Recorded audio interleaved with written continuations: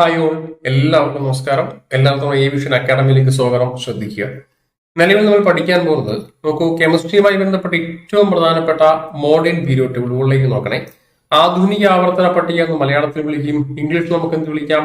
Modern periodic table എന്ന് പറഞ്ഞ് വിളിക്കാം അല്ലേ. അപ്പൊ നമുക്ക് നോക്കിയാലോ, നോക്കാം. അപ്പൊ ഈ മോഡേൺ പീരിയോഡ് ടേബിളിന്റെ പിതാവാര പറഞ്ഞു? ആധുനിക ആവർത്തന പട്ടിക അല്ലെങ്കിൽ മോഡേൺ പീരിയോഡ് ടേബിൾ എന്നൊരു കൺസെപ്റ്റ് ഉണ്ട്. ആരായിരുന്നു ഈ മോഡേൺ പീരിയോഡ് ടേബിളിന്റെ പിതാവ്? ഹെൻറി മൂസ്ലി അല്ലെ. 1913 ആ സമയത്തുണ്ടായിരുന്ന എല്ലാ മൂലകങ്ങളെയും അവയുടെ അറ്റോമിക് നമ്പറിന്റെ അടിസ്ഥാനത്തിൽ വർഗീകരിച്ചൊരു സയന്റിസ്റ്റ് ആയിരുന്നു ആര്? Henry Moseley. അദ്ദേഹത്തിന്റെ ആവർത്തന പട്ടികന്റെ വിളിപ്പേരെന്താ? Modern periodic table. സയന്റിസ്റ്റിന്റെ പേര് ബോർഡിലുണ്ടേ, ഹെൻറി മൂസ്ലി. മറന്നുപോലെ 1913 ആ സമയത്തുണ്ടായിരുന്ന എല്ലാ മൂലകങ്ങളെയും അവയുടെ അറ്റോമിക് നമ്പറിന്റെ അടിസ്ഥാനത്തിൽ വർഗീകരിച്ചു. സയന്റിസ്റ്റിന്റെ പേരെന്തായിരുന്നു? ഹെൻറി മൂസ്ലി എന്നായിരുന്നു പേര്. വർഷമേതാ? 1913. കൺസെപ്റ്റിന്റെ പേരെന്താ? Modern periodic table. അപ്പൊ നമുക്ക് ഇന്ന് നോക്കേണ്ടത് ഈ മോഡേൺ പീരിയോഡ് ടേബിൾ ഓരോ ഗ്രൂപ്പിന്റെയും ഓരോ പീരീഡിന്റെയും വിളിപ്പേരുകൾ ഉണ്ടോ എന്ന് പരിശോധിക്കണം. ഉണ്ട്. നമുക്ക് നോക്കിയാലോ? താങ്കളിലേക്ക് നോക്കുക. ഇതാണ് ഹെൻറി മൂസ്ലി തയ്യാറാക്കിയെടുത്ത 1913 ആധുനിക ആവർത്തന പട്ടിക അല്ലെങ്കിൽ മോഡേൺ പീരിയോഡ് ടേബിളിന്റെ ഔട്ടർ ലുക്ക്. ബോർഡിലേക്ക് നോക്കണേ. ഇതിൽ എത്ര ഗ്രൂപ്പ് ഉണ്ട്? 18 ഗ്രൂപ്പ് അല്ലെ. എത്ര ഗ്രൂപ്പുകളുടെ എണ്ണം? 18 ആണ്. എന്താ ഗ്രൂപ്പ്? ടിഗിലി പോന്നൊക്കെ ഗ്രൂപ്പ് അല്ലെ. ഇതാണ് ഇത് ഗ്രൂപ്പ് 1. ഇതാണ് ഇത് ഇവിടുന്ന് താഴെ വരെ ഗ്രൂപ്പ് 2 ആണ്. ഇതാണ് ഇത് ഗ്രൂപ്പ് 3. ഇതാണ് ഇത് ഗ്രൂപ്പ് 4. ഇങ്ങനെ എത്ര ഗ്രൂപ്പ് ഉണ്ട്? 18 ഗ്രൂപ്പാണ്. ശരിയല്ലേ? അപ്പോൾ ഹെൻറി മൂസ്ലിന്റെ മോഡേൺ പീരിയോഡ് ടേബിൾ ഗ്രൂപ്പുകളുടെ എണ്ണം എത്ര? 18 ഗ്രൂപ്പ് വരും. അടുത്ത പീരീഡ് ഉണ്ട്. എത്ര പീരീഡ് ഉണ്ട്? 7 പീരീഡ്. ക്രോസ് ആയി പോകുന്നൊക്കെ പീരീഡാ. ഇതാണ് ഇത് ഒന്നാമത്തെ പീരീഡ്. ഇവിടം തൊട്ട് ഇവിടം വരെയാണ് ഇത് രണ്ടാമത്തെ പീരീഡ്. ഇവിടം തൊട്ട് ഇവിടം വരെയാണ് ഇത് മൂന്നാമത്തെ പീരീഡ്. 2, 3 ഇത് നാലാമതാണ്. നാലാമത്തെ പീരീഡ് ഇവിടം തൊട്ട് ഇവിടം വരെ വരും. 4, 5, 6, 7 ഇങ്ങനെ 7 പീരീഡ് ആണ് അല്ലേ. അപ്പൊ ഹെൻറി മൂസ്ലിന്റെ 1913 മോഡേൺ പീരിയോഡ് ടേബിൾ ആധുനിക ആവർത്തന പട്ടികയിൽ ഗ്രൂപ്പുകളുടെ എണ്ണം എത്ര? 18 ഗ്രൂപ്പ്. പീരീഡ് ആണെങ്കിലോ 7 പീരീഡാ. ഇനി നോക്കണേ, 4 ബ്ലോക്ക് ഉണ്ട്. ഏതൊക്കെയാ 4 ബ്ലോക്ക് എന്ന് പറയുന്നത്? എസ് അല്ലെ. നോക്കൂ, മുകളിലേക്ക് നോക്കുക. എസ്, പി, ഡി, എഫ് എന്നിങ്ങനെ 4 ബ്ലോക്കാണ് ഹെൻറി മൂസ്ലിന്റെ ആധുനിക ആവർത്തന പട്ടിക അല്ലെങ്കിൽ മോഡേൺ പീരിയോഡ് ടേബിൾ. ബ്ലോക്കിന്റെ അവസ്ഥ നോക്കി. ഇവിടെയാണ് ഇത് എസ് ബ്ലോക്ക്, ഗ്രൂപ്പ് 1, ഗ്രൂപ്പ് 2.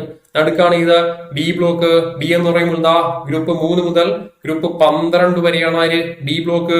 അടുത്ത പി ബ്ലോക്ക് ആണ്. ഗ്രൂപ്പ് 13 മുതൽ ഗ്രൂപ്പ് 18 വരെയാണ്. ഏറ്റവും താഴെ ആരാണ്? എഫ് ആണ്. അതുപോലെ അപ്പോൾ എസ് ബ്ലോക്ക് എന്ന് പറയുമ്പോൾ ഗ്രൂപ്പ് 1, ഗ്രൂപ്പ് 2. ഡി എന്ന് പറയുമ്പോഴോ 3 മുതൽ 12 വരെ. പി എന്ന് പറയുമ്പോഴോ 13 മുതൽ 18 വരെയാണ്. ഏറ്റവും താഴെയാണ് എഫ്. മറന്നുപോലെ ഏറ്റവും താഴെയാണ് എഫ് ആണ്. ഇതാണ് അവസ്ഥ. ഇനി ഓരോരുത്തരുടെ വിളിപ്പേര് നോക്കുക. നോക്കുക, എസ് ബ്ലോക്കിന്റെ ഗ്രൂപ്പ് 1. എസ് ബ്ലോക്കിലെ ഗ്രൂപ്പ് 1 വിളിക്കുന്ന പേരെന്താ? ആൽക്കലി ലോഹങ്ങൾ, ആൽക്കലി മെറ്റൽസ് അല്ലെങ്കിൽ ആൽക്കലി ലോഹങ്ങൾ. ഗ്രൂപ്പ് 2 വിളിക്കുന്ന വിളിപ്പേരെന്താ? Alkaline earth metals. പഠിച്ചോ? 2 വിളിക്കുക എന്താ? ആൽക്കലൈൻ എർത്ത് മെറ്റൽസ് എന്ന് പറഞ്ഞു വിളിക്കാം. അടുത്ത ഡി ബ്ലോക്ക് ആണ്. ഡി ബ്ലോക്ക് എന്ന് പറയുന്നത് 3 മുതൽ 12 വരെയാണ്. ഡി ബ്ലോക്കിനെ ടോട്ടലി നമുക്ക് എന്ത് വിളിക്കാം? നോക്കൂ, ട്രാൻസിഷൻ അല്ലെങ്കിൽ നമുക്ക് വിളിക്കാം സംക്രമണ മൂലകങ്ങൾ എന്ന് പറഞ്ഞു വിളിക്കാം അല്ലെ. മലയാളത്തിൽ വിളിപ്പേരെന്താ? സംക്രമണ മൂലകങ്ങൾ എന്ന് പറഞ്ഞു വിളിക്കാം. ഇംഗ്ലീഷിൽ വിളിപ്പേരെന്താ? Transition elements. കിട്ടിയായിരുന്നു? അപ്പോൾ ഇംഗ്ലീഷിൽ വിളിപ്പേരെന്താ? Transition elements. മലയാളത്തിൽ വിളിപ്പേരെന്താ? സംക്രമണ മൂലകങ്ങൾ എന്ന് പറഞ്ഞു വിളിക്കാം. ഇങ്ങേയറ്റം പി ബ്ലോക്ക് ആണ്. പി ബ്ലോക്കില് ഓരോ ഗ്രൂപ്പിനും ഓരോ പേരുണ്ട്. ഇപ്പൊ നമ്മൾ ഗ്രൂപ്പ് 13 നോക്കിയത്. 13 എന്ത് വിളിക്കാം? ബോറോൺ കുടുംബം അല്ലെങ്കിൽ ബോറോൺ ഫാമിലി അല്ലേ. ബോറോൺ ഫാമിലി അല്ലെങ്കിൽ വിളിപ്പേരെന്താ? ബോറോൺ കുടുംബം. കാരണം ഈ ഒരു 13 ആരംഭിക്കുന്ന ബോറോൺ എന്ന് പറയുന്ന മൂലകത്തിലാണ്. അതുകൊണ്ട് ഈ ഗ്രൂപ്പിനെ ടോട്ടലി നമുക്ക് എന്ത് വിളിക്കാം? ബോറോൺ കുടുംബം. അടുത്ത ഗ്രൂപ്പ് 14 ആണ്. ഇത് ആരംഭിക്കുന്ന കാർബൺ. സോ ഗ്രൂപ്പിനെ കംപ്ലീറ്റ് നമുക്ക് എന്ത് വിളിക്കാം? കാർബൺ ഫാമിലി അല്ലെങ്കിൽ കാർബൺ കുടുംബം. അടുത്ത ഗ്രൂപ്പ് 15 ആണ്. ഇത് ആരംഭിക്കുന്ന എവിടാണ്? നൈട്രജൻ. സോ ഫാമിലി മൊത്തത്തിൽ എന്ത് വിളിക്കാം? നൈട്രജൻ കുടുംബം അല്ലെങ്കിൽ നൈട്രജൻ ഫാമിലി. അടുത്ത ഗ്രൂപ്പ് 16 ആണ്. വിളിപ്പേരെന്താ? ഓക്സിജൻ കുടുംബം അല്ലെങ്കിൽ ഓക്സിജൻ ഫാമിലി. കാരണം ആരംഭിക്കുന്ന അവിടെ ഓക്സിജൻ. അടുത്ത ഗ്രൂപ്പ് 17 ആണ്. എന്താ വിളിപ്പേര്? ഫ്ലൂറിൻ കുടുംബം അല്ലെങ്കിൽ വിളിപ്പേരെന്താ? ഹാലോജൻ. ഗ്രൂപ്പ് 17 ആരംഭിക്കുന്നത് എഫ് അല്ലെങ്കിൽ ഫ്ലൂറിനാണ്. സോ നമുക്ക് ആ ഫാമിലി കംപ്ലീറ്റ്ലി എന്ത് വിളിക്കാം? ഒന്നെങ്കിൽ വിളിപ്പേര് ഫ്ലൂറിൻ കുടുംബം, അതുമല്ലെങ്കിൽ വിളിപ്പേരെന്താ? Fluorine family. അടുത്ത ഗ്രൂപ്പ് 18 ആണ്. ഗ്രൂപ്പ് 18 വിളിപ്പേരെന്താ? Inert gas. Helium, neon, argon, krypton, xenon, radon. അവസാനം ഒരാളും കൂടെ വരും. സിമ്പൽ OG വരുന്ന ഓർഗാനിസം.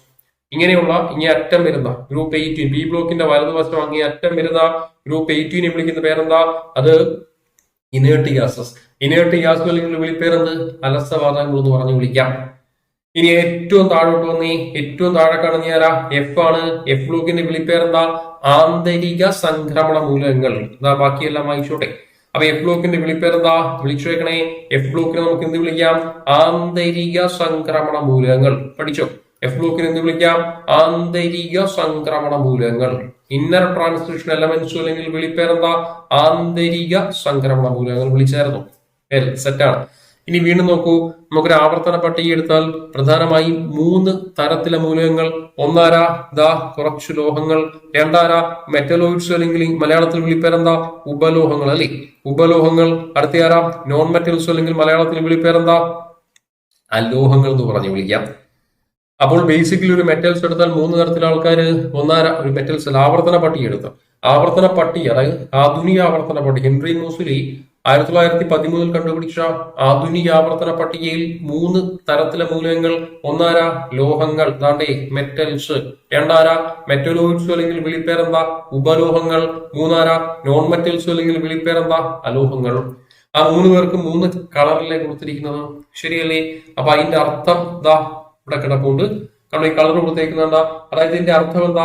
എസ് ബ്ലോക്കിലെ കംപ്ലീറ്റ് എലമെന്റ്സ് ആരാണ്? ലോഹങ്ങളാണ്. ശരിയല്ലേ? എസ് ബ്ലോക്കിൽ അവിടെ ഈ കളർ ഉപയോഗിക്കുന്നുണ്ടോ?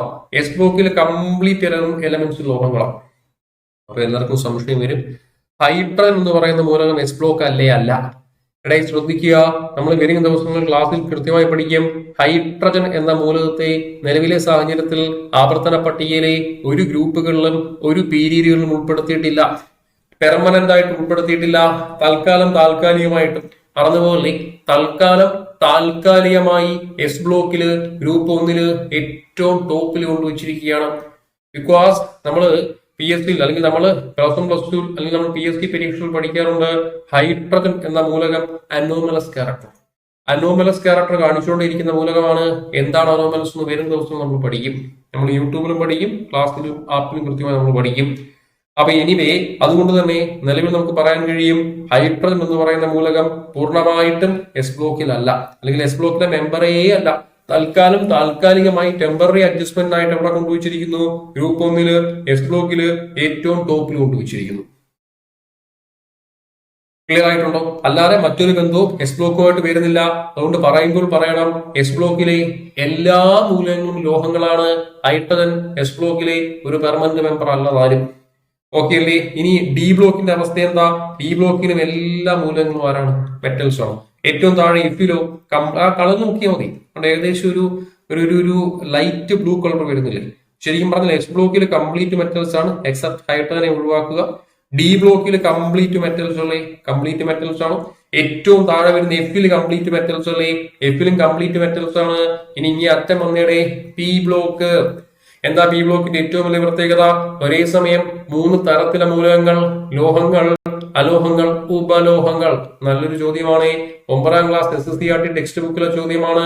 ആവർത്തന പട്ടികയിൽ ഒരേ സമയം ലോഹങ്ങളും അലോഹങ്ങളും ഉപലോഹങ്ങളും ഉൾപ്പെടുന്ന ഒരേ ഒരു ബ്ലോക്കാണ് ഇത്, പി.